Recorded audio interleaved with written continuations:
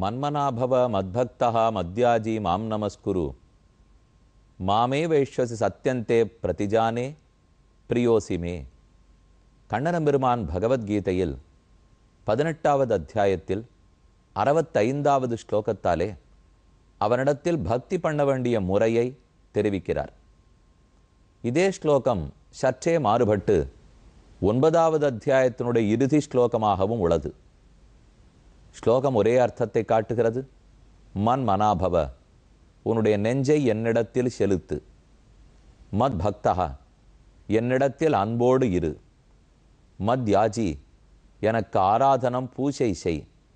மாம் நமஸ்குரு, முக்கரணங்களினாலும் என்னையே வணங்கு.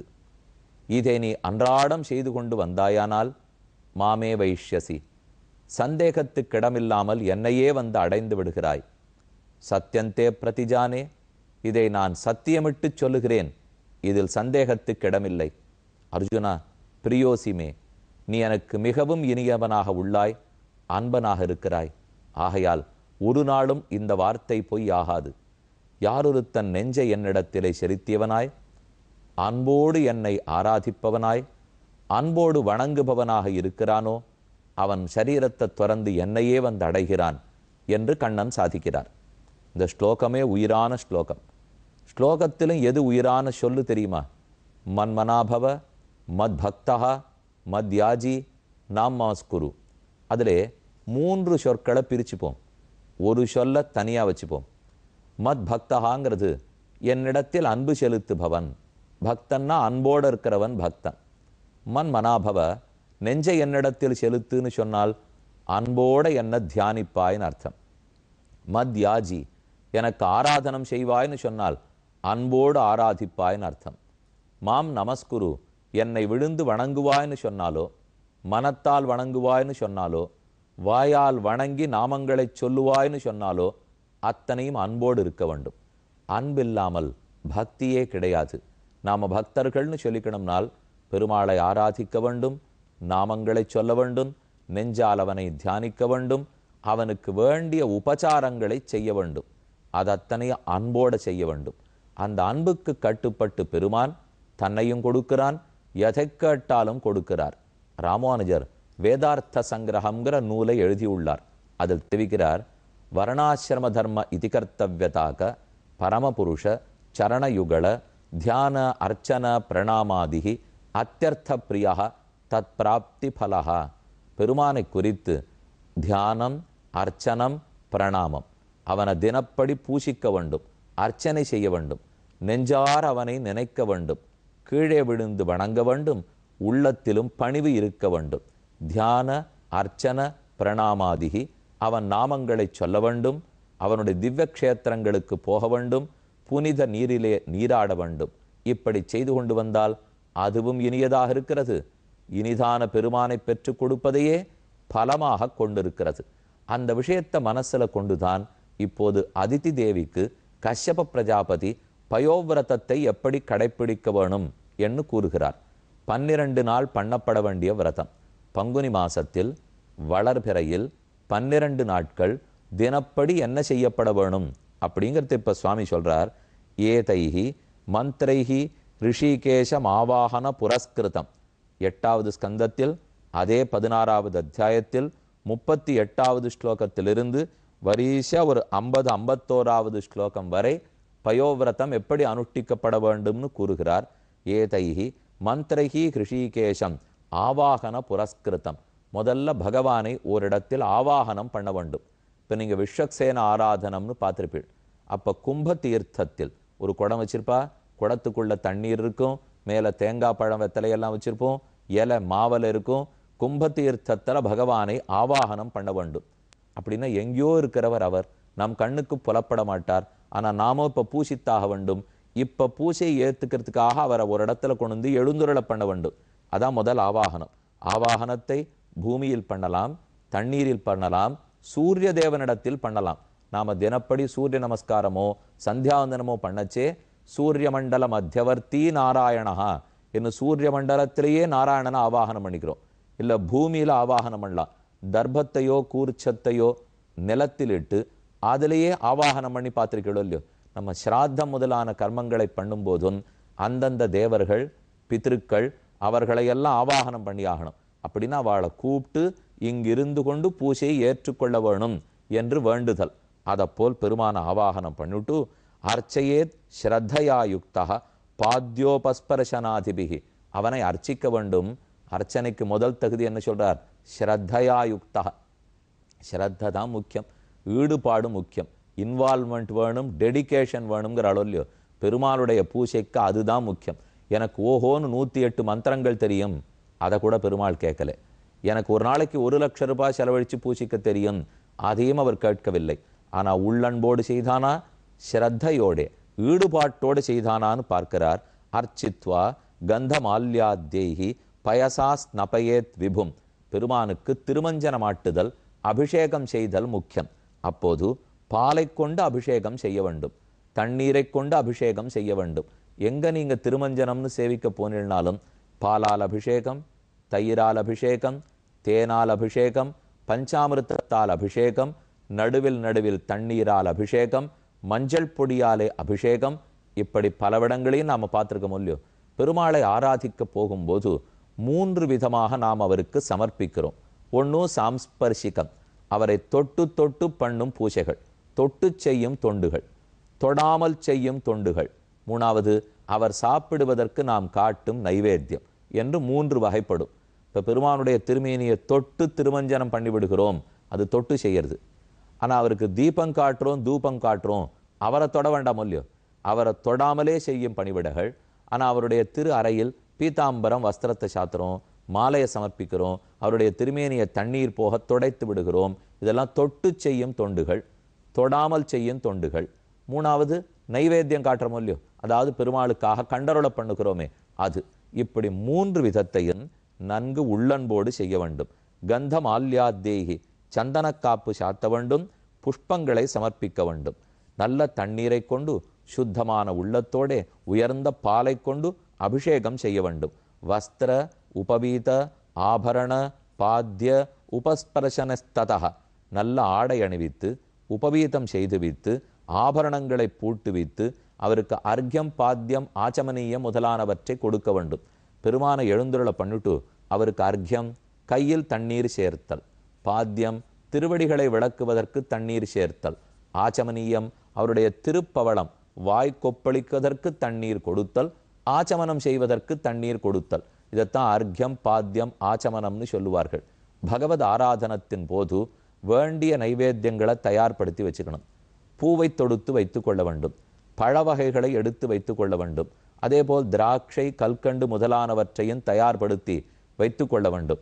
குடத்தில் தீர்த்தத்தை கிணற்றிலிருந்து முடிந்தால் குளத்திலிருந்து முடிந்தால் எடுத்துக்கொண்டு வைத்து கொள்ள வேண்டும்.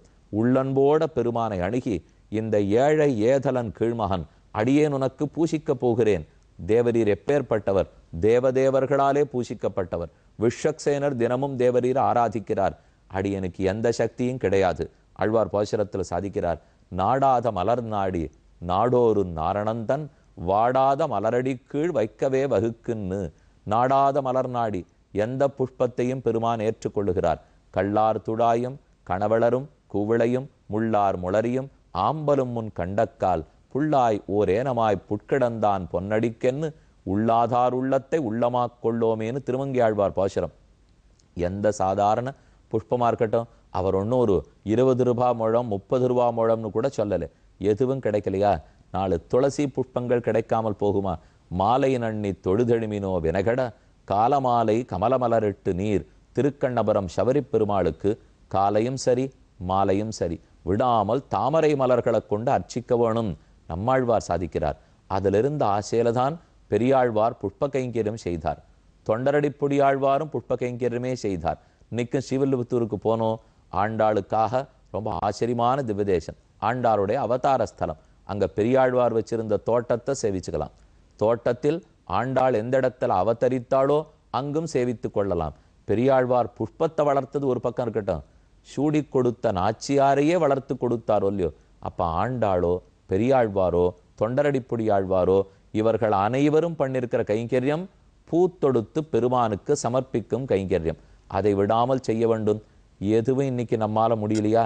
நம்மாழ்வார் சாதிக்கிறார், கோவை வாயாள் பொருட்டு ஏற்றி நிறுத்தம் இருத்தாய் மதிலங்கை கோபவீயச் சிலகுனித்தாய் குலநல்யானை மசுப்பொசுத்தாய் பூவவியாம் நீர் தூவி போதால் வணங்கே நேலும் நின் பூவவியாம் மேனிக்கு பூசும் சாந்தி என் நெஞ்சமே.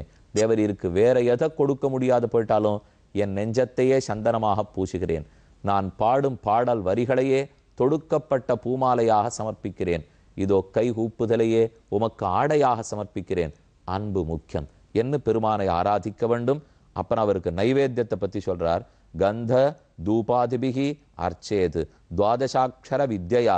அப்புறம் 12 அக்ஷரங்களோட கூடின பிரணவத்தோடே நமோ பகவதே வாசுதேவாயாங்கிற மந்திரம் அதை சொல்ல வேண்டும். கந்தம் தூபம் தீபம் வகையால் மனமொன்னி மாதவன நாளும் புகையால் விளக்கால் புதுமலரால் நீரால் திசைதோறும் அமரர்கள் செந்நிரஞ்சன் என்ன தகையான் சரணன் தமர்கட்கோர் பற்றே.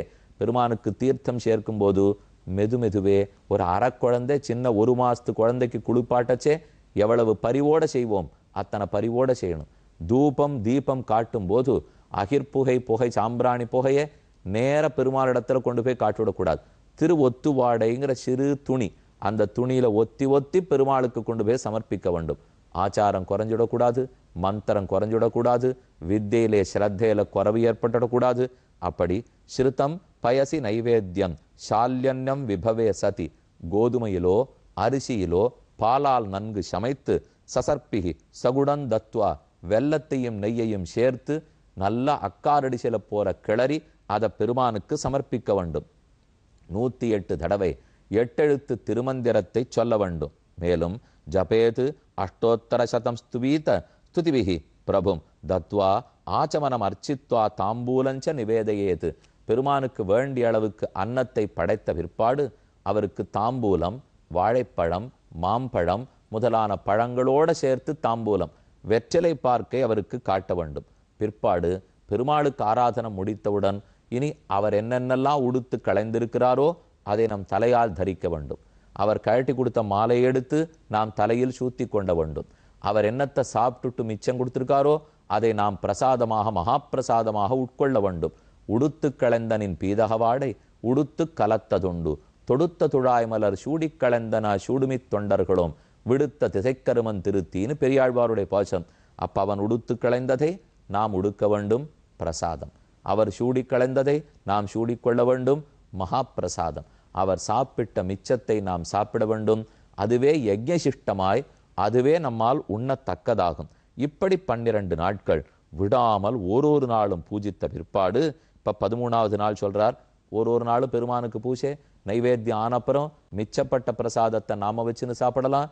மற்ற பக்தர்களோடையும் சேர்ந்து அவர்களுக்கு போஜனம் பண்ணி வச்சுட்டு நாம சாப்பிடலாம். இப்ப 13வது நாள் சொல்றார். திரையோதசாயாம் அதோ விஷ்ணோஹோ ஸ்னபனம் பஞ்சகைர் விபோஹோ. 13வது நாளும் திருமஞ்சனம் செய்ய வேண்டும். அப்ப பஞ்சாமிர்தத்தாலே பெருமாளுக்கு அபிஷேகம் பண்ண வேண்டும். பண்ணிட்டு பூஜாஞ்ச மகதீங் குறியாது வித்தியசாட்சிய விவர்ஜிதா. அன்னு ஒரு நாளாவது நல்ல தனமா எத்தனை கீழெல்லாம் திரவிய லோபம், அதாவது அன்னன்னைக்கு நிறைய சாம்பிராணி கிடைக்காது போயிருக்கலாம், நிறைய சந்தனம் கிடைக்காத போயிருக்கலாம், 1 முழம் புஷ்பம் சமர்ப்பிச்சுக்கலாம். இந்த கடைசி நாளாவது எந்த திரவியத்துக்கு குறையும் இல்லாமல் நன்கு சமர்ப்பிக்க வேண்டும். சரும் நிரூபிய பயசி சிபிவிஷ்டாய விஷ்ணவே. விஷ்ணுவை குறித்து பாலால் சமைக்கப்பட்ட சோற்றை நன்கு ஆராதிக்க வேண்டும். பண்ணி முடிச்ச பிற்பாடு அதை முதல்ல ஆச்சாரிய ஸ்தானத்தில் இருக்கிறவர் கொண்டு போய் கொடுக்கணும். இப்ப நம்ம இதெல்லாம் பண்றோம்னா ஒருத்தர் சொல்லி கொடுத்து தானே பண்றோம். அந்த ஆச்சாரியனுக்கு சமர்ப்பிக்கப்பட்டது மிகவும் சிறந்தது. குருவுக்கு நம்முடைய சரீரம் அர்த்தம் பிராணஞ்ச சத்குருபியோ நிவேதையேதுன்னு சொல்லுவார்கள். நம்முடைய உடல், ஆத்மா, சொத்து அனைத்தையுமே குருவுக்கு சமர்ப்பிக்க வேண்டும். இதையாவது கொடுக்க வேண்டாமா? பிற்பாடு புக்தவத்சுச்ச சர்வேஷு தீனாந்த கிருபணேஷுச்ச. குருவுக்கு கொடுத்த பிற்பாடு ஏழைகள், எளியவர்கள், உடல் நலமில்லாதவர்கள், ஆங்காங்கே கண்ணிழந்தவர்கள், காதிழந்தவர்கள், இவா எல்லாருக்கும் சோறு போட வேண்டும். இவர்கள் சாப்பிட்ட பிற்பாடு தான் பண்டரவன் சாப்பிடலாம். அப்புறம் விஷ்ணோஹோ தத் பிரீணனம் வித்வான் புஞ்சீத சகபந்துபிகி நிருத்திய வாதித்ர கீதைச்ச ஸ்துதிபிகி ஸ்வஸ்தி வாச்சகைகி. பெருமானே நீ பல்லாண்டு பல்லாண்டு இருக்க வேண்டும்.